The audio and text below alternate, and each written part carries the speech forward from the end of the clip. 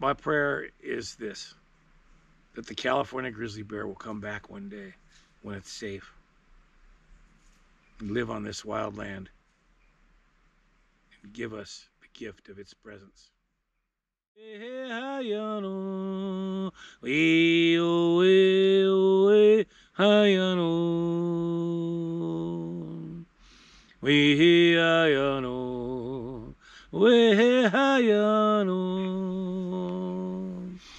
All right, here we are back for another Tim Talk.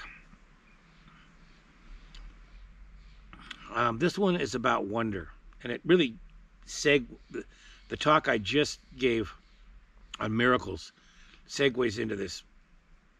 The two go together perfectly. The idea of wonder. And there's this great saying by Rachel Carson. Rachel Carson, when I was growing up and entering into the environmental movement, back in the early 70s, there was this terrible poison called DDT that was put on to plants, and it would wash off into the water in the rain. And it was there to stop insects from eating the plants in agriculture. It would wash off into the water, go into the rivers, the lakes, the creeks, the oceans. And then it would get into the bodies of fish and other animals that were then eaten by peregrine falcons, bald eagles, brown pelicans, which are only just some. And then as it would enter into their body and begin to live in their bodies, when they would lay their eggs, it would make their eggshells too thin, and then they would sit on their eggs. They would crush them, and they were all becoming extinct: pelicans, falcons, eagles. And this was happening, and it was a serious problem. Can you imagine a world with no brown pelicans? Can you imagine a world without eagles? Can you imagine a world without falcons? We came close. And many people had a lot to do about stopping that, but the one that really ignited the fire for all was this very simple woman, an ecologist named Rachel Carson. She wrote a book called Silent Spring, and that set the fire, and the environmental movement erupted around that idea. And everybody put their energies towards saving and helping these animals and trying to stop DDT. Now, the corporate financial beings who made a lot of money off it didn't like that, so they fought it. And ultimately, President Richard Nixon, back in that time, banned it. And then people went out and they caught brown pelicans, and they caught falcons, and they caught eagles, and they raised them in captivity, and they started to release them back in the wild. And lo and behold, they're all back doing pretty dang good today. That is a miracle, right? It's a wonderful thing. Wonder. Well, Rachel Carson wrote this great piece, and I want to read it to you. The more clearly we can focus our attention on the wonders and realities of the universe, the less taste we shall have for destruction. Read it again. The more clearly we can focus our attention on the wonders and realities of the universe, the less taste we shall have for destruction. Now, we have to own the fact that human beings, we're destructive beings. In our time on this earth, we've done a lot of damage. And we're facing global warming now, and could be unparalleled damage knocking at our door. But on the other side of it, we are the ones that saved the pelicans. We saved the eagles. We stopped the DDT, even though we created it. So we have these two sides that live within us. And I think if we take time to stop and look at miracles, and then look at the wonder of the world we live in, like, just experience wonder. Look at a forest and experience the beauty of it, and let it come into you, and just have the feeling of wonder for it, deep appreciation. One of the great teachers of wonder, excuse me, is mountains. We are blessed here with Mount Shasta. Mount Shasta is a lone mountain, and it means she's by herself. She doesn't have a whole bunch of other mountains by her. And you look at Mount Shasta at any given day, and you add some incredible lenticular clouds, or some patches of snow, or some beautiful last light from the sun setting at the end of the day, and oh my gosh, wonder. You literally lose yourself in the beauty. And that's a good thing. You literally lose yourself in the beauty. Now, ask yourself a simple question. All people love mountains, pretty much. I never found anybody that didn't. And when they change color and have amazing clouds, we love them more. Why is that? We all have that in common. I think it's good sometimes to look at the things we all have in common, the things that can bond us and bring us together, because we spend so much time fighting with each other and creating mayhem. Wonder, mountains, that's one.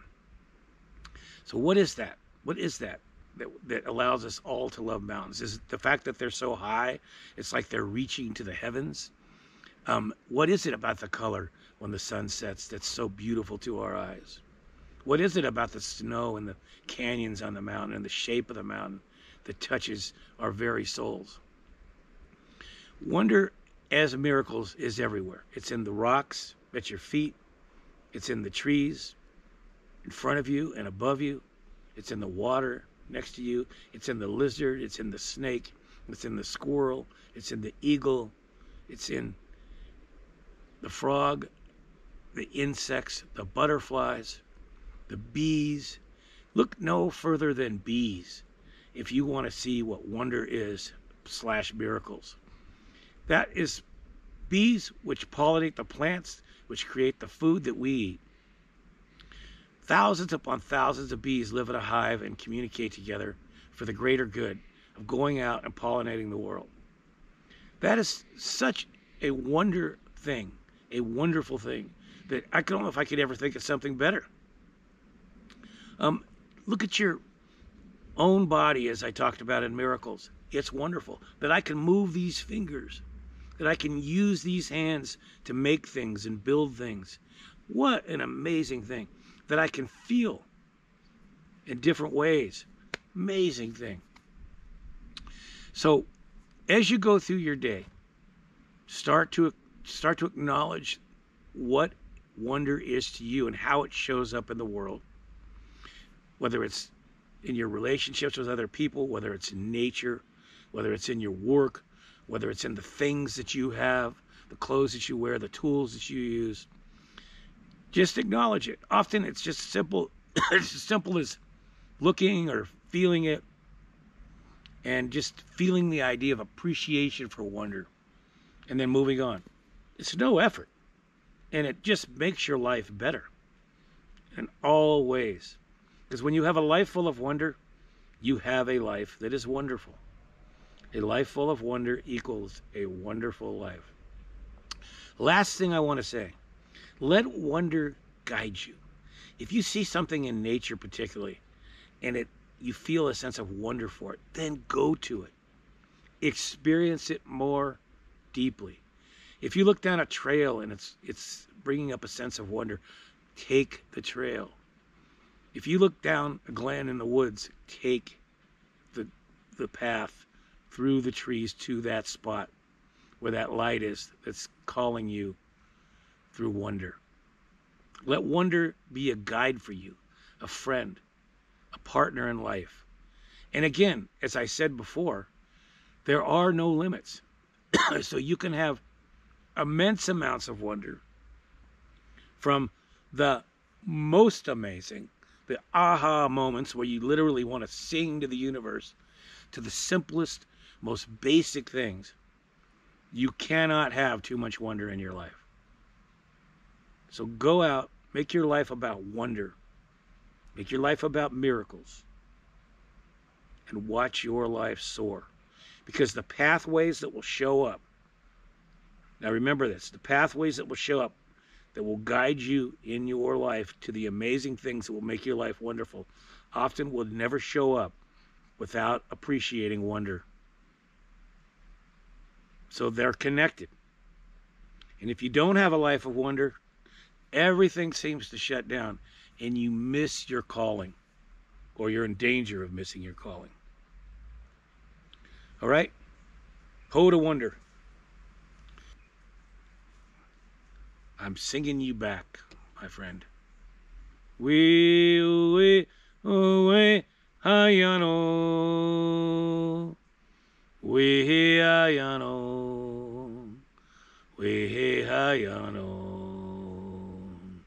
We hayano.